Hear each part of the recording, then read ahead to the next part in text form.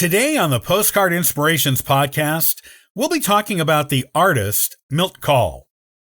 He was a born artist and a perfectionist who went on to become one of the most transformative figures of the Disney empire. Sit back and relax, and let's dive into his story so that we can be inspired by his talents and accomplishments.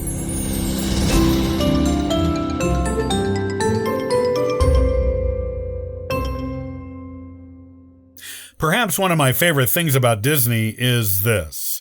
At first, it's all sparkle and magic.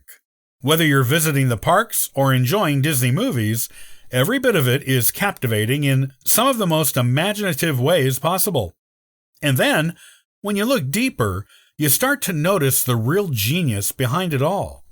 Underneath the parks, the rides, the attractions, the movies, you'll find a level of craftsmanship that just isn't all that common. If we're speaking of Disney genius and craftsmanship, then we must talk about animator Milt Kahl.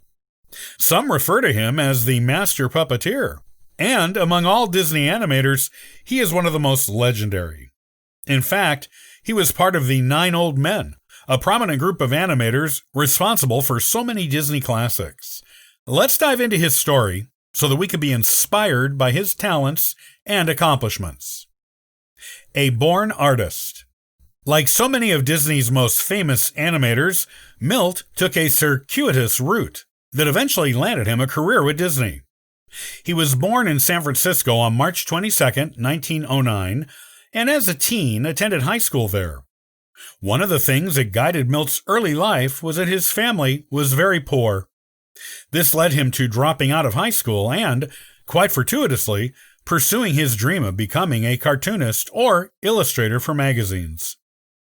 He mainly looked at work for magazines and newspapers, and it was during this time that he began work with the Oakland Post-Inquirer, where he would paste up layouts and retouch photographs. At the Post, he managed the art department and also became good friends with Ham Lusky, who would later go on to a Disney career of his own, as one of the 4 young men who were trained by the 9 Old Men, the group that Milt would eventually become a part of. After time spent with the Post, Milt moved on to the San Francisco Bulletin. But then the Depression hit, and the Bulletin laid him off. He went into business for himself, starting his own commercial art studio. But with the Depression, business was slow. During the Depression was when he saw his first Disney short, 3 Little Pigs. This was at a local theater, and he was so captivated by it because in it he saw opportunities to transfer his skills to animation. That's what led him to apply directly at Walt Disney Studios in June of 1934. Well, that and a trip from his old friend Ham, who had gotten a job with Disney and urged Milt to move to Los Angeles and do the same. Milt went for the job and was hired on as an assistant animator, where he began work on several Disney shorts. Some of these included Mickey's Circus, Lonesome Ghosts, and the Oscar award-winning The Ugly Duckling.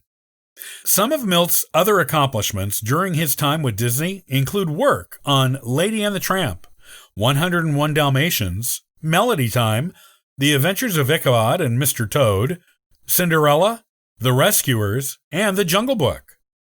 A legendary career.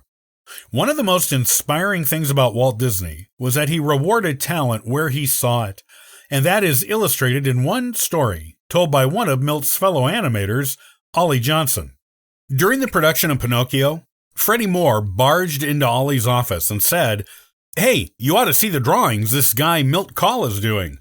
Milt's work on this film was incredible, so much so that Walt Disney ended up naming him the supervising animator over Pinocchio. The story behind Pinocchio is almost as interesting as the film itself. By June 1938, the film had been in production for a while, but Walt Disney wasn't happy with it.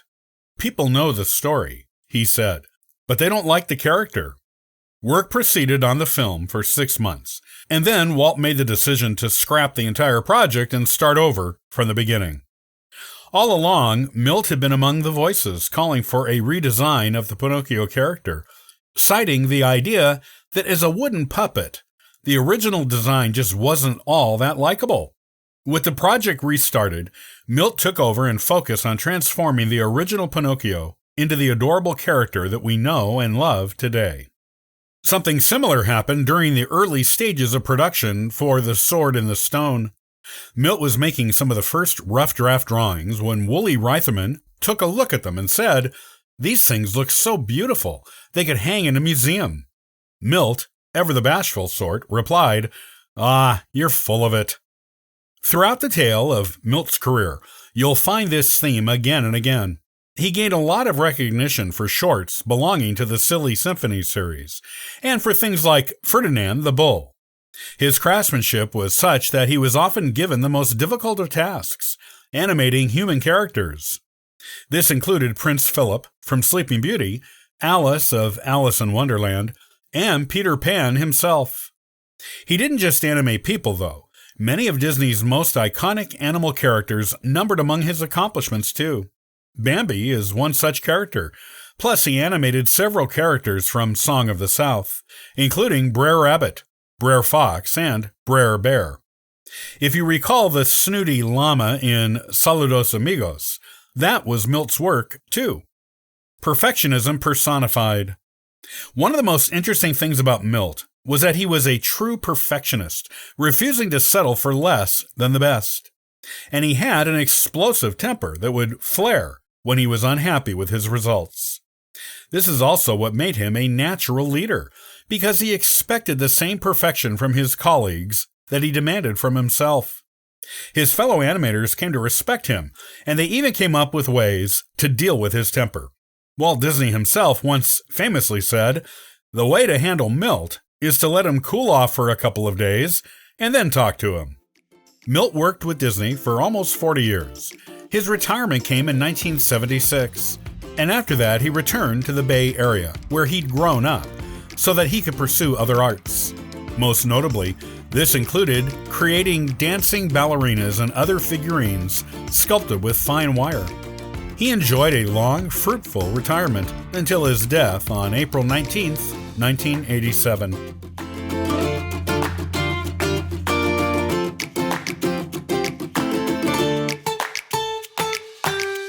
Well, I love collecting postcards as a way to inspire my adventures and to share memories with friends and family. Follow along at postcardinspirations.com and sign up for the weekly postcard giveaway. I hope you have a wonderful, inspirational day.